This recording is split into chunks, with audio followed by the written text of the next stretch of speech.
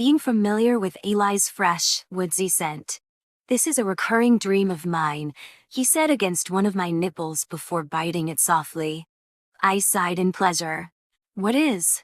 "You. Naked. Doing as you're told." His thumb pressed against my lower lip. "I've always liked being in charge, but with you it's something else altogether. Because you're so slippery, maybe. It's a powerful fantasy, having the right to order you to stay put." He sounded like he was working through a math problem. When our eyes met, his smile was self-effacing. "Let's get started, shall we?" He did what he always did: kiss my breasts, trace the edge of my hip bone, inhale the skin of my throat. It turned me on, but I couldn't see the destination, and it made me restless. Which amused him. "Relax." He examined the white shadow of my appendectomy scar. "But what should I?" "I just told you." His hands slid between my thighs. Teased them apart. "Relax." "Don't you?" Air rushed out of my lungs when he parted me with his thumb. His breath hitched too. "You're always soaked when I first touch you, Rue." His thumb moved unhurriedly from my entrance to my clit, and then down again. I arched into his touch, he radiating through my nerve endings. "I like to think that it's my doing." "It's my doing," I bit back. Laughter rose from deep in his chest, making me even wetter. "I might like your tits even more than your lips. And I definitely like your honesty even more than your tits." Believe me, that's saying something. I'd expected him to go down on me, because he seemed to truly enjoy it, and because if the game was to push me to the edge as quickly as possible, it would have been the cost-effective way. But he took his time. He rubbed me leisurely, lightly, just the tip of his fingers over my cunt, and little by little I melted into his touch. I closed my eyes, lay back, and it could have been 3 or 20 minutes later when I noticed how close I was. Trembling. Gripping the sheets. Chewing on my lower lip and arching into every stroke. The climb had been so gradual I'd barely noticed, and when I looked at Eli with a disbelieving expression, he smiled, almost sweetly, and eased the tip of his middle finger inside me. "You're already right there, aren't you?" Clenching around my finger. "Because you," I groaned. His calm was destabilizing. I was more worked up than I could remember being, and he was unaffected. "You know I'm not going to let you come for a long, long while, don't you?" I squeezed my muscles around his thick finger and reveled in his sharp exhale. His cock was still hard, impossibly larger. "What about you?" "Me?" He took his hand away and I bit back a whimper. I watched him stroke himself from above his sweats, then take his cock out for a few more pumps. "I can come whenever and wherever I choose, Rue. Now. Later. Now and later. Isn't that fun?" I closed my eyes, trying to push his entertained tone out of my head, asking my body to wind down. This felt like a joke I wasn't in on. All I wanted was, "Let's try again, okay?" His voice was soft and patient, and I instantly felt more at ease. But the way his palm spread my thighs was feral, and his mouth on my cunt reminded me that he was in control. It was agony. Or the best thing I'd ever felt. After what felt like hours, I still couldn't make up my mind. All I knew was that Eli spared no quarter, and brought me up and up and up with his mouth and his fingers and sometimes with his deep, filthy voice, and then, when I felt like I was going to explode from the tension dilating inside me, he stepped away and left me bereft. Once, I almost came, and he punished me with a soft bite at the edge of my cunt that had me shivering, ready to promise him anything for one more second of contact. I was willing to get myself off with my own fingers. To hump his leg. To be his fucking servant, and then he decided that I was fidgeting too much, and did what he'd promised. He restrained me, both my wrists in his hand, and pinned my arms to my stomach. Opening my legs wider, arching into his mouth and his touch, were the only possible ways to prolong contact with him. And that's what I did, holding back my pleas until I had no choice but to beg. "Please." "Please what? What do you need, Rue?" "I can't." Please, please, please make me come. Or let me make myself come. Please. He clocked his tongue against my clit, not quite hard enough. I was going to die. I thought you were an expert. I thought it was easy for you, not coming. You have to please. You have to. Is this too much, Rue? Would you like me to just finish you off? He kissed my belly button, jarringly chased after the places his mouth had been for the past hour. Broccoli, Rue? I let out hysterical laughter. No.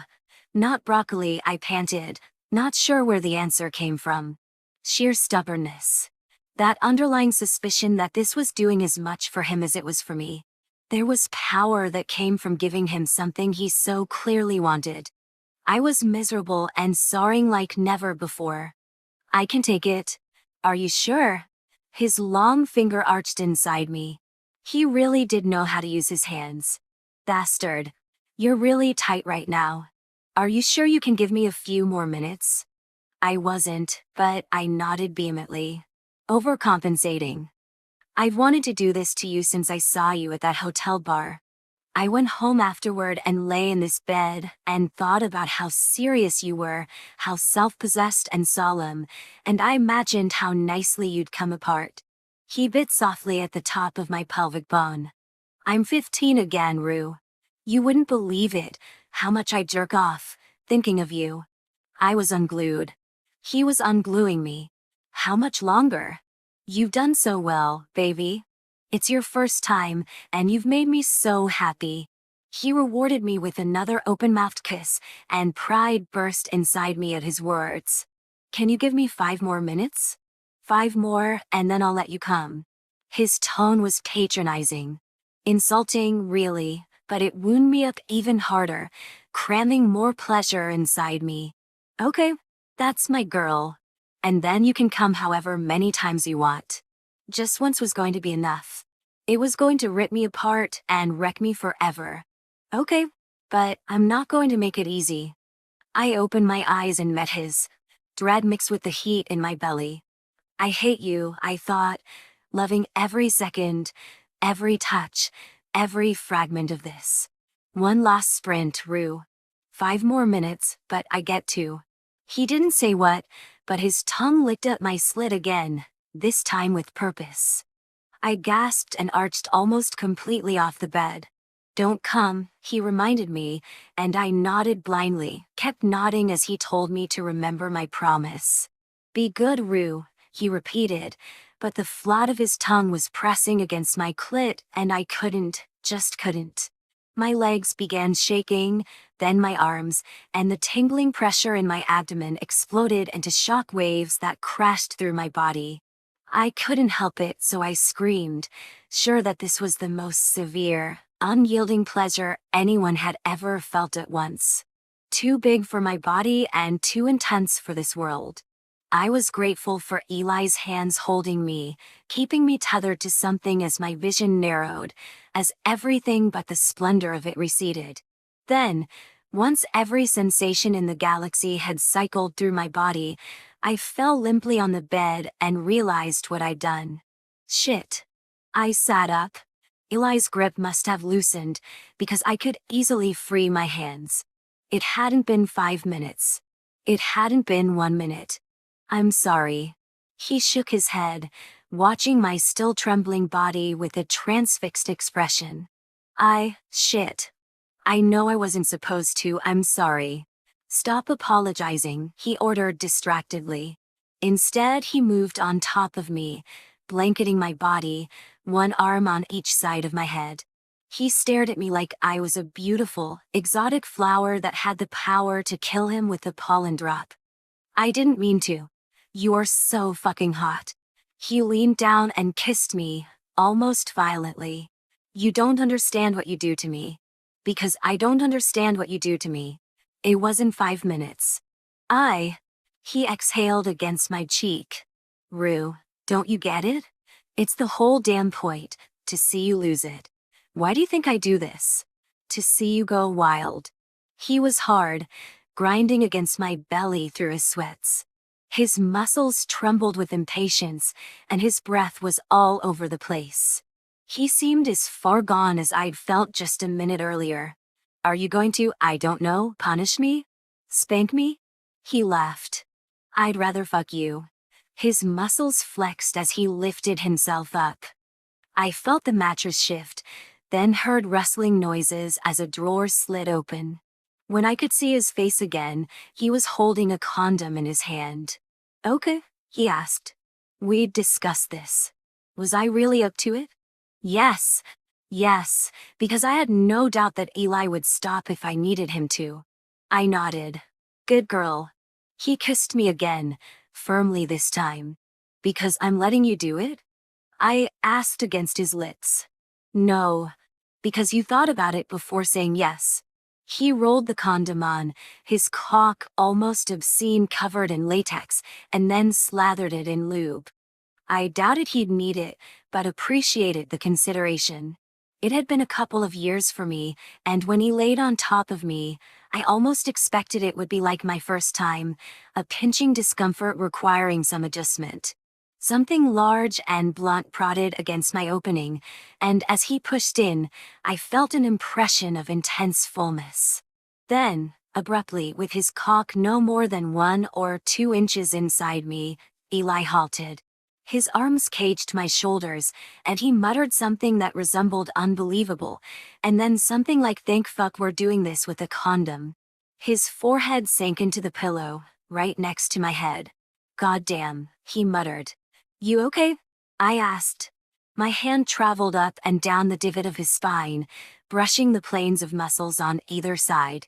They twitched under sweaty skin. Fuck. The word was muffled by the pillow. Give me a second. Be a good girl and don't move. I didn't move. But he felt so large and foreign inside me, I needed to test the stretch and the limits of him, find out where he ended and I began. So I clenched around him, and that was all it took. Fuck, sweetheart, you can't. One of his hands slammed down between our bodies, and when I glanced down, I realized that only the tip of his cock was inside me, and that he was cupping the base in a mix of desperation and self-defense. In vain. Eli was already shuddering. I screwed shut and face twisted with pleasure as he made unrestrained noises and came inside me. And came, and came, and came. He was in the throes of something that seemed to transcend pleasure, and I watched every moment of it, spellbound, until every last drop of sensation was milked from him. And when it was finally over, when Eli managed to collect himself and open his eyes, I couldn't untangle what I found on his face. Fuck, he said, shifting up, hands cupping my face, and for some reason he looked absolutely ruined. Devastated.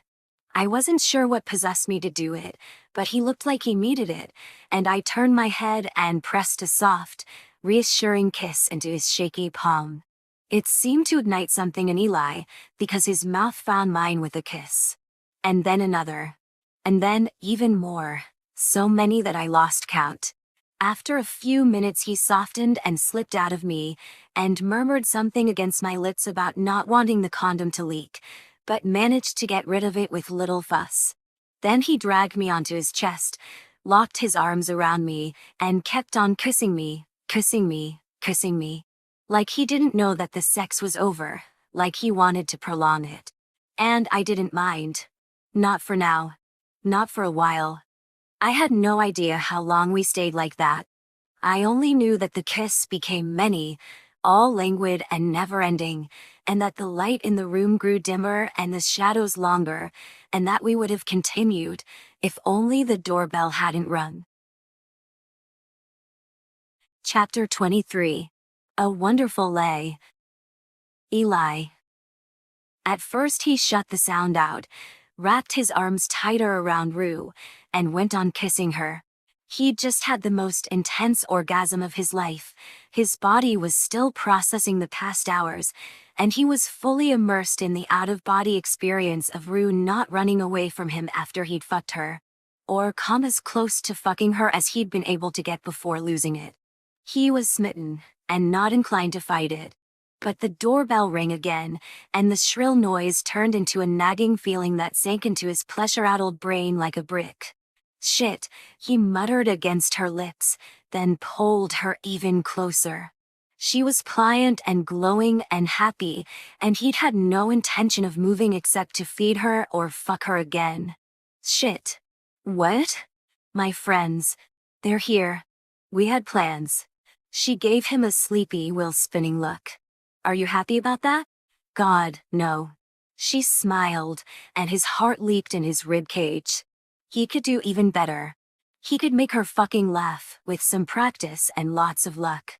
Could you pretend not to be home? They have a set of keys. I see. And they'd have seen my car outside. True. She nuzzled under his chin, just as reluctant to move away. Looks like you're going to have to interact with them. He groaned in her hair, unable to let go of her, this woman who despised herself for wanting him. Had he ever felt this way before? He must have. Just couldn't remember. Should I sneak out of the window? He gave her a puzzled look, so she continued. I have no issue with walk of shaming out, but maybe you do? Please, don't tie my sheets in a rope. He extricated himself from her, and the skin of her shoulder immediately rose in tiny goosebumps. He traced them with his thumb and forced himself to say, just come down when you're ready. Okay. He got up and watched her close her eyes and stretch sinuously on the sheets, fisting his hands to his sides to prevent himself from getting back into bed. He washed up haphazardly, put on a worn flannel and a pair of jeans, and by the time he was downstairs, Nanami and Sol were already on the couch, cuddling Tiny as though he were the baby they were not so secretly trying for and taking advantage of Eli's HBO subscription. He leaned against the door jamb and tried for an irritated look, but Nanami wouldn't have it. Well. Look who's finally up, bright-eyed and bushy-tailed. How was your nupper, champ? Minami grinned, then frowned. Since when do you nap? Since never. I have someone over. Her eyebrows shot up. Even Sol, Mr. Mountain of Impassivity, stared wide-eyed. In the middle of the afternoon? Or from last night? What do you think? She pursed her lips twice. No sound came out twice. Sighed. Sol, could you whistle suggestively for me? I've been practicing, but it's so hard. Sol obeyed quite skillfully, like the whipped lovesick idiot he was. Thank you, babe. So we interrupted you, Eli? Yep. Sighed. A pained nod. But whose fault is it for not canceling today's dinner in advance? He gave her the finger just as Hark let himself inside. Hey! His hair was coated in tiny droplets of rain. Did your sister finally get a new car? High time. Nope. Then whose Kia is in your driveway? Eli has someone over, Minami sing-songed. He'd forgotten that he was supposed to make us risotto. Hark's eyes were outraged as he held out 2 bottles. Does this verdicchio I extensively researched and bought to pair with it mean nothing to you? Less than. Fuck off, he said mildly, glancing at Sol and Minami. I'm going back to my place and ordering pizza. Leave the verdicchio, Eli ordered. As I already mentioned, you can fuck right off. It's okay. I'm leaving. They all turned toward the new voice. Rue was coming down the stairs, one hand on the banister as she stood on the landing. Eli's heart thudded. His brain couldn't compute. After their shower, her dark hair had dried in wilder curls than he was used to. Barefoot, heavy-lidded, and with no makeup and a blue-tinted mark that Eli had definitely sucked on her throat while coming inside her, she was absolutely breathtaking. Lush and full and so deeply fucked and fuckable. You're not leaving. You're staying till I've had my fill and a little past that.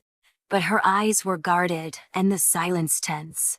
It occurred to Eli that he'd never told her that his friends would be from Harkness. And they had not expected the woman upstairs to be Rue. Minami was the first to recover, shooting to her feet with a wide smile. Rue. It's lovely to meet again. Rue descended the stairs. Nice to see you too. Minami leaned forward to hug her, a bit of absurd comedy, considering that Rue was nearly a foot taller and clearly unsure as to what was happening. He watched her stiffly reciprocate, debating between being amused and going to her rescue, but Minami kept the matter brief. "Don't leave, let's all have dinner together. It's always the four of us. I'm bored to tears with these three." Eli's muttered "wow" came at the same time as Hark snorted, harsh and soul stoic. "We're married, but okay." Minami's smile held a "let's be friends" invite, but Rue seemed uneasy and replied, "I'm not sure it would be appropriate." The atmosphere thickened. Suddenly, the room wasn't populated by Eli's friends and the woman he was seeing, but by Florence's protégé and those who sought to take over Klein. Rue against the world, out of place and alone and uncomfortable. She often looked exactly like that, and as long as Eli had any say in it, she was never going to be made to feel that way on his watch. "If anyone's leaving, it's them," he said firmly. His eyes held Rue's until Hark added gruffly, "Thank you, asshole. Rue, we should all have dinner together. It's obvious that Eli wants you here. He's the birthday boy, after all." "It's your birthday?" Rue's eyes widened. "It is your birthday," she said, maybe recalling his driver's license. Happy birthday, Eli." His heart skipped a beat, then thumped loudly in his chest. If they'd been alone, maybe he'd have told her, "Thank you, Rue. You gave me the best birthday I've had in a decade." Or maybe not. Eli doesn't like people to acknowledge his birthday in any way, Minami warned. "We may gather to celebrate it, but we may not admit to why we're gathered. And it doesn't have to be weird," Hark added gruffly. "Our council would advise us not to talk about anything Klein-related, anyway." Rue remained quiet, so he added, "Besides, I parked behind your Kia, and you're going to need some crazy maneuvers to get out. Are you good at that stuff?" She winced. "Absolutely not." "Then you really need to stay. You can't make me move my car. It's raining and Eli fixed the cracks in the driveway by himself. It's quicksand out there." Minami laughed. Sol smiled, and so did Hark, this time sincerely. Rue just looked at Eli as if asking for guidance. "Stay," he said in a low but audible tone, and after a long pause she nodded. "Okay, thank you for having me." Relief ran hard into him. "Let me go make this fucking risotto you dickheads ruined my Saturday for." "Gotta love a warm welcome," Minami said, before chatting Rue up. Eli couldn't hear what they were saying, but he trusted Minami to be decent. Unlike Hark, who followed him into the kitchen with a deep scowl.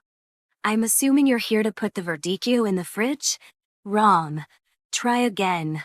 Hark set the bottles on the table. "What the fuck are you doing, Eli?" He crossed his arms. "What does it look like I'm doing?" "It looks like if you stared at that girl any longer you'd have jizz coming out of your eyeballs." "Woman." And classy. "And it looks like you're doing Florence Klein's friend. And it looks like you brought her into the house you share with your very young sister. Maya's in her 20s. She has people spending the night all the time." Hark's scowl deepened. "Dude, what is your deal? How long has it been with Rue?" "On and off, a few weeks." "Jesus, Eli. Aren't there other women?" "Sure, but I don't want them." "What about the racquetball girl?" He frowned. "Who?" "The one we met when." "Stop right there. I don't want racquetball girl or any other girl because they're not Rue." "Oh, come off it. What's the real reason?" "This is the real reason. I like her. She's a wonderful lay and she smells amazing and I love having her around." "Do you want to read my fucking diary?" "No, I want you to remember that things are heating up and we're closer than ever. Have you considered the possibility that Florence might be using her to find out shit from us?" Eli did, right then, for all of a second. "She isn't." "How can you be so sure?" "Because you have discovered the heights and the depths of sweet star-crossed love with her. Because she never brings up Klein. Because I've been pursuing her. And because she's not the kind of person who'd do that. And you know her so well. All of what, 2 hours? I know her well enough. God damn it, Eli. How serious is, he interrupted himself, and when Eli followed his gaze, he saw Rue in the doorway. He wondered how much she'd overheard, but her face was inscrutable as she asked, "Do you need any help with the cooking, Eli?" She ignored Hark, who, to his credit, managed to look contrite. He brushed past Rue with a murmured, "Excuse me," and Eli was just glad to be alone with her again. It was fundamentally fucked up, this feeling that his friends of over a decade were intruding on his life with Rue, a woman who would pour a Class 8 chemical down his nostrils for Florence Klein. Or even just recreationally. And yet, here he was, smiling at her. His heart skipped when she smiled back faintly. "Are you trying to steal my secret recipe, or do you just feel weird being with Harkness people in the other room?" he asked. "The latter. I'm not very good with people I don't know." Eli readjusted his mental image of Rue. She'd always been self-assured with him, at ease ever since the first night. He'd noticed that she seemed to be more reserved with others, but he chalked it up to his slightly aloof personality, not social anxiety. "Is this recipe secret too?" she asked. "It's not." His chest felt tight. "Come here, I'll teach you." She padded to the stove, but deviated when she noticed a bowl of fruit. She picked up an apple, holding it in a pensive way that pulled a fond smile from Eli. "Are you thinking about the microbial coating?" She nodded. "I finished collecting data yesterday." She seemed excited, and he felt inexplicably pleased. Would congratulating her sound patronizing? "It's a fantastic project." She smiled, and he felt like he'd won the lottery. "Thank you. What will you do next?" "I'm not sure yet. Once I have the patent, I'll have to decide if I want to license it or market it myself." Something about the phrasing gave him pause. "Won't Klein on the tech?" "No. I will. Florence and I had an agreement from the start." Eli's hand tightened around the handle of a knife. "Did she? Are you? Get a grip, asshole. Use your words. Do you have a written contract for that?" "Of course." She gave him a puzzled look and put the apple back. "Why? Were you hoping to steal my intellectual property together with the rest of Klein?" There was a bite in her words, but he was too swept by relief to mind. "Something like that." He needed to change the topic. "Do you cook?" "Not well, but I like to have proper meals. Food is what I splurge on." She said it like it was a luxury. "I'm glad you're staying." "Why?" "I like to feed you well." There was a pang of regret in his chest. Mackenzie had tried to teach him as much as she could, but Eli had been too busy building a business. What a waste. Rue could have marveled at his kitchen prowess for weeks on end. "You can grate the cheese. Try not to shave your fingers," Minami's in one of her vegetarian phases. They worked as well in his kitchen as they had in her lab, except that this time Eli took the lead and was surprised by how studiously Rue applied herself, treating garlic and olive oil like they were highly volatile substances. Cooking with Mackenzie had been a lot of fun. Mackenzie, who was bright and sunny and made everything turn into banter and kisses flavored with whatever ingredients they'd been using. Rue was nothing like that. She was intense and focused. A real fortress. She spoke little, always relevant questions, and the occasional deadpan joke that had Eli biting his cheek to avoid laughing. She rarely volunteered information, and never started sentences with "I." And yet, there were shy smiles, and the rapt way she stared at his hands, and when he stood behind her to stir, she leaned back against his chest, just a little, just enough to make his brain and his heart and his dick pound in ways he wasn't ready to analyze. What would it be like to be in a relationship with her? Long, comfortable silences. Incessant honesty. Peaks and valleys. So easy to imagine some poor, hapless guy hanging from her every word, making a full-time job out of teasing her. He'd put her at the center of his universe and feel on top of the world when she eventually returned the favor. Just the thought made him feel jealous and angry and a little sad. "Is it ready yet?" Minami asked, popping by the kitchen. Soul starving. I saw him lustily eyeing Tiny and had to distract him with saltines. "In 3 minutes. Thanks for saving my dog. I consider myself more Tiny's friend. You're incidental." "Of course." He kissed Minami on the forehead on his way to the fridge, and she took the chance to whisper in his ear, "It's called an undercut." He gave her a puzzled look. "You've been staring at Rue's hair like you wanted to know." Rue couldn't possibly have heard, but when he was back at the stove, she eyed him strangely. "What?" he asked. She shook her head. "Nothing." Rue liked the risotto, which had Eli trying to play it cool even as he was ready to take a victory lap around the block and invest in some fireworks. Dinner went without incident, and the conversation didn't touch sensitive topics.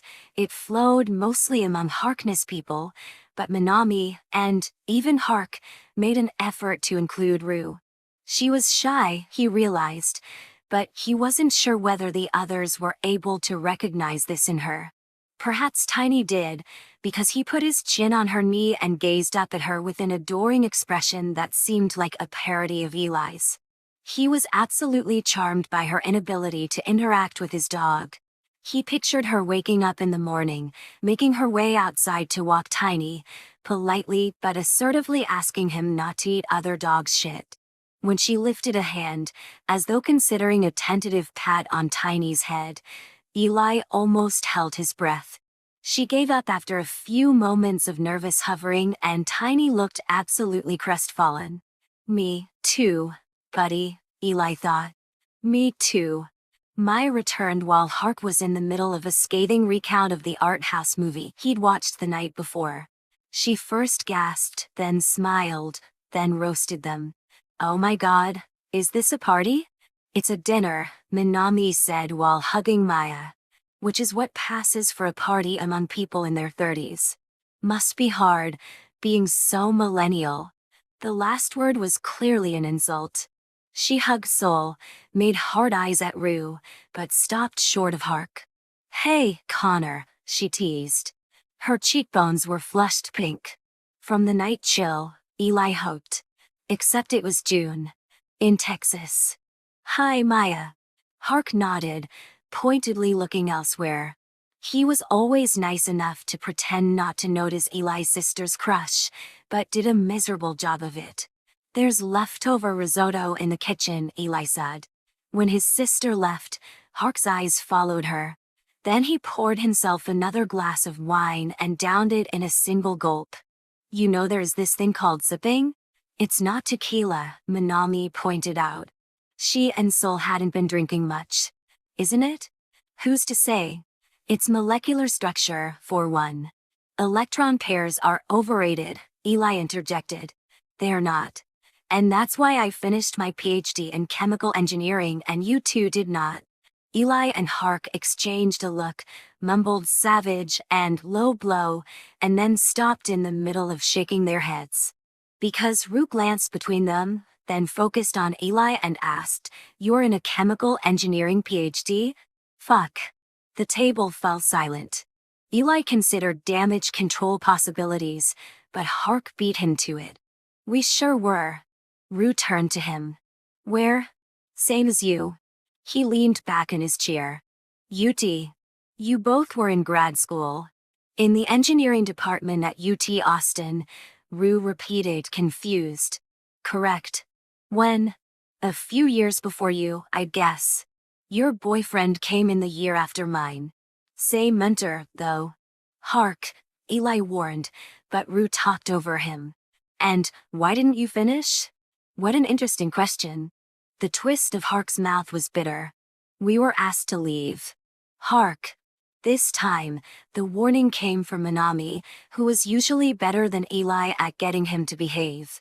Problem was, she could not order Rue to stop asking questions. "Why? What happened?" "Oh, it was so long ago I can barely remember. But maybe your friend." "Hark." Eli rose to his feet, palms on the table. Rue looked puzzled and out of sorts, and he didn't like it. She wasn't going to be ambushed with a piece of knowledge that would hurt her, not on Eli's fucking watch. Enough. My friend? Rue asked at a loss. This time, Hark tipped his glass at her, drained what was left of his wine, and then lifted his hands in surrender. His smile was once again charming. Directed at Eli. I know, I'm an asshole. But what the fuck is left in life if I can't be an asshole when I'm drunk? Eli rolled his eyes. How about decency? Overrated.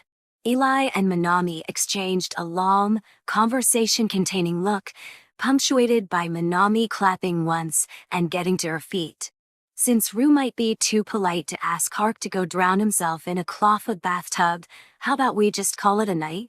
Sounds good even to me, Hark muttered. Fantastic. You're clearly not sober, so we'll just drop you off on our way home. You can pick up your car tomorrow, when you slink back here to beg for Eli's forgiveness for the way you acted in the presence of his friend. I should leave, too, Rue said. Eli hated how small her voice sounded, or the idea of her going anywhere. But her posture was tense, and it was obvious that she didn't want him to protest. He held out his hand. Give me your keys. He glared at Hark. I'll move your car out of whatever mess this jackass made. When Eli came back from the rain, Minami was talking with Rue in hushed tones. Just drunk, he heard her murmur. He gets weird. Honestly, the Verdicchio should have been CBD infused. Hey, if you ever want to get coffee, my corporate email is just my first name. I check it, every 20 minutes. It's a problem. He sighed, went into the kitchen, and returned with a Tupperware of leftovers. For me? Hark asked. His smile was sheepish, but Eli wasn't going to let him off the hook just yet. Nope. You can eat shit. He deposited the container in Rue's hands, then murmured, only for her. Drive carefully, okay? He leaned in and pressed a kiss on her soft lips, one that she may not have expected, but still returned. And if you want to, he had no idea how to finish that sentence. Talk? Fuck? Play Uno? All of the above? She nodded, but Eli wasn't sure she understood what he meant, or how to explain it without sending her running. Okay, we're going, Minami said. Bye, thank you for dinner. Eli sighed and watched them trickle outside, desperate for one last glimpse of Rue's face, but he caught none. Chapter 24. I don't dislike him. Rue. And you're assuming they were referring to Florence, because... I watched Tisha's forehead crinkle on FaceTime and nodded. It was the same question I'd asked myself a handful of times since yesterday. Or 100. Because I have exactly 2 friends. And if it's not Florence, is there something you want to tell me? Good point, she conceded. I scratched my temple. I'd slept poorly and fitfully, my brain an agitated mess of Connor Harkness's taunting voice, white wine filling my glass, and the way Eli had rested his chin over my head as he stirred the boiling water. At some point early in the morning, right before falling asleep, I decided that I needed some distance from Eli, to help my body process what he could do to me. I looked them up, I told Tisha. As much as I could. Most of the hits regarding those 4. Eli and his Harkness friends? Correct. Most hits are about their recent finance work, but with some digging. To find some? A couple hours of exploration of digital archives. Tisha, I can place 3 of them, Minami, Hark, and Eli, at UT 10 years ago. In the chemical engineering department. What about the other one? Sul. Still at UT, but in chemistry. I press my lips together. I'm not the best at reading interpersonal dynamics. Understatement. Please continue. But I think that the original friend nucleus was Minami, Hark, and Eli. Sol became part of the group when he married her. I can see that. I was glad Tisha thought so. because I wouldn't have bet a string of used dental floss on my own analytical skills. They did overlap with Florence at UT. Minami got her PhD from Cornell 11 years ago, with a dissertation on biofuels, so she must have been a postdoc there. Hark's mentor was Dr. Rajapaksha. Who? Some guy who retired before our times, even though he was still young. And I found an old page about Eli. It misspelled his last name, only one L, and that's why it took me a while. His mentor was also Dr. Rajapaksha. And in his first year Eli won some kind of early career grant for his work. Guess what on? Tish's forehead wrinkled even more. Please, tell me it's not biofuels. I couldn't do that, so I said nothing. Okay. Tisha blew out some air. Could they have been at UT when Florence was, and involved in her area of work, and not have crossed paths with her? Would that be possible? I worried my lower lip. I don't think that there were any faculty I wasn't aware of back in grad school. But one of my thesis committee members called me Ria throughout my defense, and I doubt he'd recognize me if we met at the supermarket. But what if he launched a hostile takeover of his lemonade stand? That's where the tangle of my thoughts became unteasable. In that case, I cannot imagine that he wouldn't at least do some research on me. Tisha nodded, and I continued, it's possible that that's exactly what Florence did. Maybe she had no memories of them until she researched them, and forgot to update us. Or maybe she simply hasn't had the time or energy to look them up. Only one way to find out. I nodded. My performance evaluation meeting is tomorrow. I'll ask then. Good plan. Except, how are you going to bring up the fact that you are sharing a meal with those people? I winced. I guess you could just tell her the truth. Florence, my monthly dose of shitty orgasms is currently being provided by Eli Kilgore, nothing personal. I glanced at the pepper plant on my windowsill. Oh wow. Tisha whistled. Not shitty then. Not shitty. More like magnificent and nuclear and probably sex redefining. At least for me. What's he like? Tisha asked. Eli, I massaged my temples, trying to stave off the mortification, and she quickly followed up with, it's not Rue, I'm not trying to be accusatory. If despite my advice and your common sense you're still seeing this guy, I'll support you through your questionable choices, because I love you, and because you've done the same for me. The least you can do is share the filthy deeds. Right. He's good. Very good. It's the whole damn point, to see you lose it. He's a little... What? Bossy. Tisha's eyebrows rose. In a bad way? No, I wasn't sure I was ready to get into the weeds of it yet. Not that Tisha wouldn't cheer me into buying my own set of flogs. Okay, what else? What's he like as a person? I don't know him as a person. You spent some time with him. You must have talked about something. What did you find out? Nothing, I nearly said, but the word was swallowed by an avalanche. College athlete. Sister, friends, dog, they all love him. Honest, but never cruel. Not put off by how awkward I am, my silence is. Formerly engaged. Maybe destined for tragedy, just like me. Easy to talk to. Almost a pro scientist. Would have been good at it, too. Has some horrific stories, almost as horrific as mine. Teases me, but never like he's laughing at me. Kind. Funny.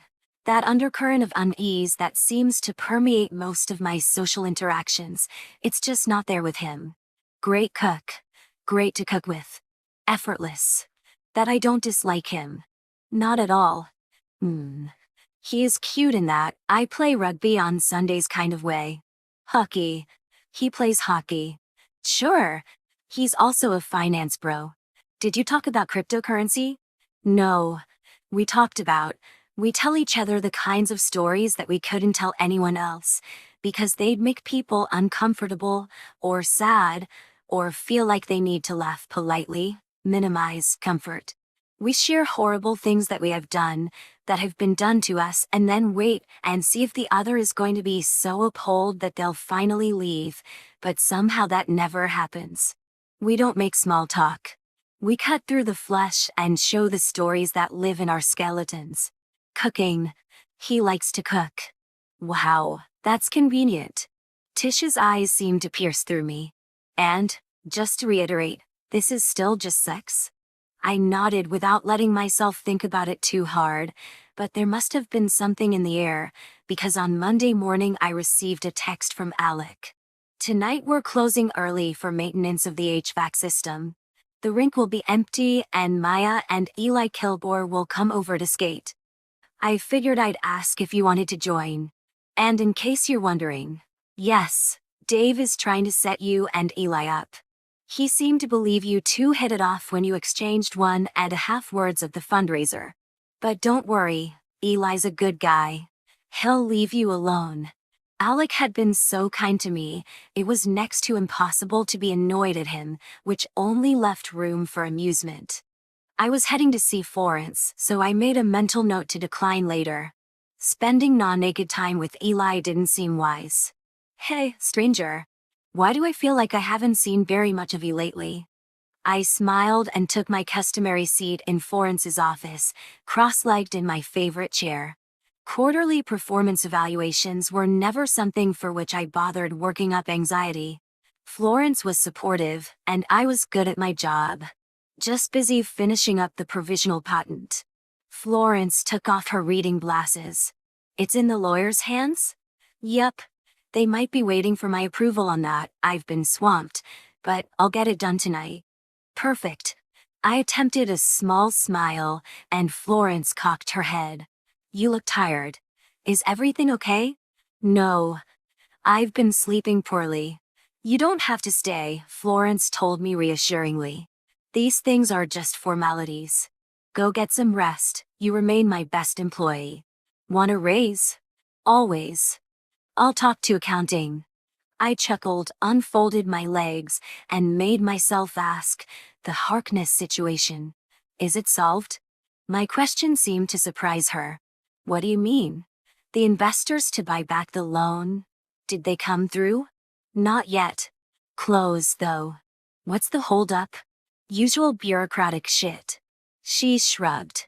No need to worry. And then they'll be out of our hair? I hope so. Did you? I swallowed. Did you know that the Harkness founders are chemical engineers? At UT, grad students in the department when you still taught there. Florence was briefly motionless. Then she picked up a pen, clicked it twice, and put it down again. Are you sure? I nodded. I looked them up online. Not false, but not the whole truth. I wish I could have said that Eli was forcing me to hide things from Florence, but I needed to take accountability. It was my own inability to stay away from him that had turned me into a liar. Is it possible that you crossed paths? Briefly, maybe? They were working on biofuels, too. More stillness. Another shrug, stiff this time. No. Categorically no. I would remember if we had. Why are you denying this so vehemently? Why does it feel like you're hiding something? Rue, is this? Has Eli Kilgore contacted you? Put strange ideas in your head? I shook my head. Who's hiding something now, Rue? Listen, I can tell that you're nervous about Harkness. And I appreciate that you worry about me. But there's absolutely no need to research these people. She leaned closer, so close that her green eyes shone. Her cold hand took mine. I know that this whole legal business is unsettling, and maybe it's making you second-guess things you know. But the truth is, when I was at UT, I worked so hard on my tech, in off-campus labs, that I barely showed up in the department. And if I've crossed paths with Harkness before, well, that explains why they're targeting Klein so aggressively. Maybe they've been keeping their eyes on us all these years, waiting to pounce. But them knowing me doesn't mean that I knew them, and honestly, they're dicks. I don't care to know where they're from or what their story is. I just want them gone from my life. It made sense. So much sense, all my questions were answered. So much sense, I turned my palm and squeezed hers. I get it, I said, feeling 1,000,000 pounds lighter than when I'd entered this office. And you're right. Florence's lips stretched into a reassuring smile. Stop worrying, okay? I've got it all under control. I nodded. Stood, almost lightheaded from relief. Made it to the door. Rue, Florence called. I looked at her from over my shoulder. It's getting long again. What is? Florence pointed to the left side of her own head. You're undercut. Might be time to trim it again. Yeah. I think you're right. Where does time go? I had no answer. So I smiled my goodbyes and went back to my office, putting the matter out of my head, until that night, when I got into my car and heard a weird sound. Chapter 25. Does it really not sound like a fantastic idea? Rue. The voices of Dave, Alec, and the HVAC maintenance guy came from the hallway on the right, so I took a left turn and headed for the hockey rink. I'd expected to find Eli. I did not expect him to be alone. My day had taken a shitty turn when the real estate lawyer recommended by Nyota told me that he wasn't taking on new clients. The rink, though, soothed me. It smelled like childhood and aching muscles and the bored stares of skaters' parents during Saturday morning practice. I walked to the bench, taking in the circles Eli drew on the ice, his ever-messy hair, the pockets of sweat darkening his long-sleeved gray shirt. The echo of the stick hitting the puck. He was in no way unique. Most hockey players skated this way, forceful, rhythmic strides, a seamless combination of strength and grace, swift turns and powerful stops. I'd never been particularly drawn to them, but Eli was my never-ending exception. Eyes on him, I went to stand next to a pair of beat-up sneakers and waited for him to notice me. Less than 5 minutes later he glided to me, breath labored, grin wide. It was a punch in the stomach, how happy he was to see me. How happy I was to see him. Alec invited me, I said when he stopped at the glass boards. He took his gloves off and wiped his brow with his forearm. I'm sure Dave's doodling our wedding invitations on an HVAC user manual. I smiled. His scent was as familiar to me as the ices, the way they blended confusing to my senses. He said your sister would be here, too. He shook his head. Homework. Or whatever the hell they call it in college. I nodded. Made myself go straight to the point. You left something in my car. He examined me for a long moment. Cheeks red and curls wild, chest still rising and falling a beat too quickly. I'd never wanted to touch him more than in this very moment. And then his lips curved. Hi, Rue. Nice to see you on this lovely summer night. I rocked on my feet. Hi. And likewise. You left. Yep, I heard you the first time.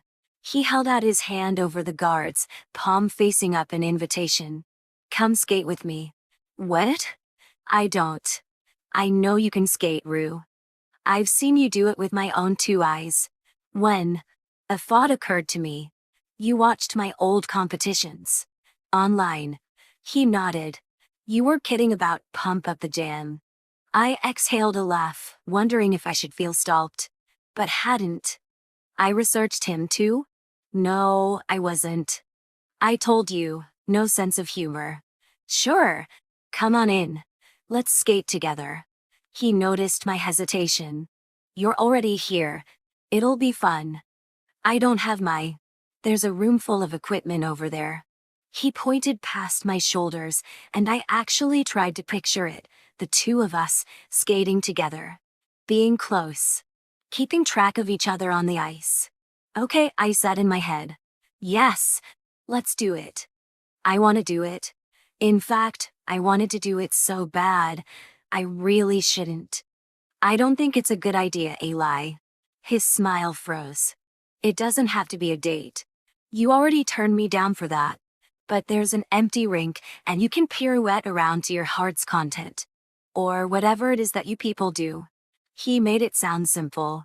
But skating could be so intimate. Even more than sex. And if Eli and I were to go beyond sex, then my betrayal of Florence would run too deep for comfort. There had to be some limits. I had to set some limits. I didn't come here for that. He exhaled a self-deprecating laugh and skated away. He grabbed the puck, came back, and a moment later he was on the bench, changing into his shoes. Are you leaving? I asked. Yep. Sweat beads trickled down his temple. He'd clearly been at it for a while. So you can skate on your own. But that's not why I came. Right. True. We only meet for two reasons: to fuck and to return things that we leave in each other's cars. He flashed me a smile, and his face was so unbearably familiar and attractive, and I had to stop myself from reaching out. What did I forget? I dug into my pockets and held out the keys I'd found under my seat. He stared at them with a frown, then said, "They're not mine." I frowned too. They have to be. And yet, he went back to his shoes. Who else has been in your car? Tisha. But I knew what her keys looked like. Sorry you made the trip for nothing, he said. I'd love to believe that you planted the keys as an excuse to see me. I didn't. But that would be too much wishful thinking, even for me. Sure you don't want to skate? I nodded. My eyes lingered as he tied his shoelaces. Do you always train alone? This is not really training. Just playing around a bit. He stood, hoisting the laces of his skates over his shoulder. I don't like crowds, that's all. When the rink is available, I take advantage. Do none of your friends skate? Some of my former teammates have gone pro. None in the area. Austin's no hockey hotspot. What about the Harkness people? Hark, yes, decently. I took Minami once, and she spent 1 hour on her butt. Sol didn't even put on skates. He smiled like they were beloved memories and began heading out. I hurried behind him, feeling like an ugly duckling trying to catch up with an uninterested swan. What's the story there? I asked, unwilling to let the conversation end. What do you mean? Hark and Minami, they're weird with each other. Good catch. Obvious if I picked up on it. He gave me a fond look, like my oddities were something he treasured. Just your run-of-the-mill love triangle. Like in the Hunger Games?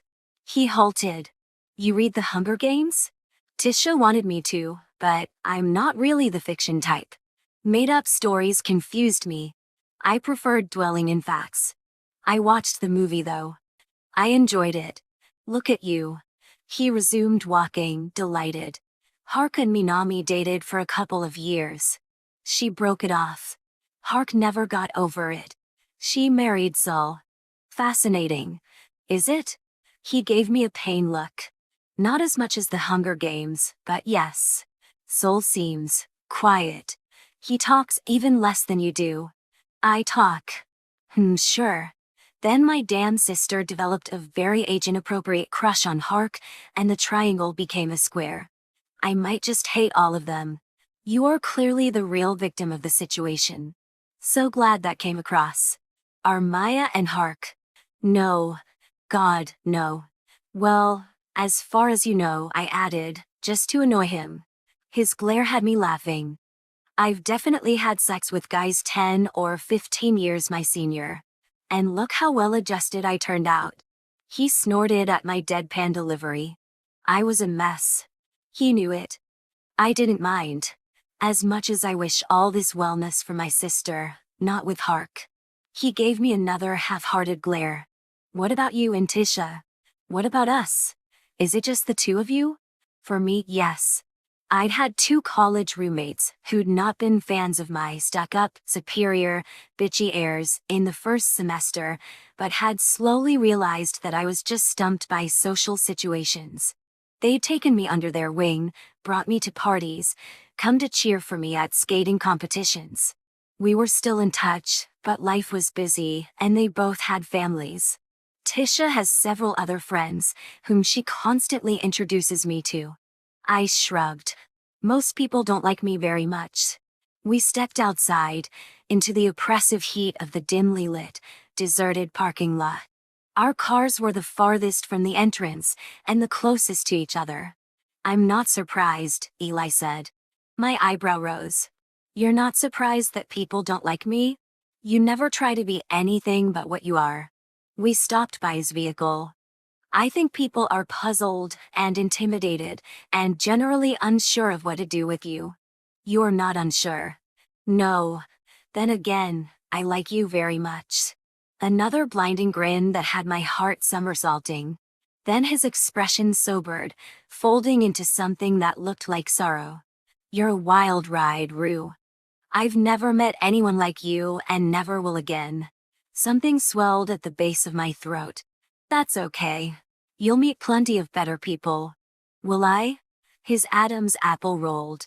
He opened the back seat and threw in his equipment. When he turned back to me, his cocky smile had reappeared. Have a great rest of your night. Like you said, you're not here to hang out, and this is not a date.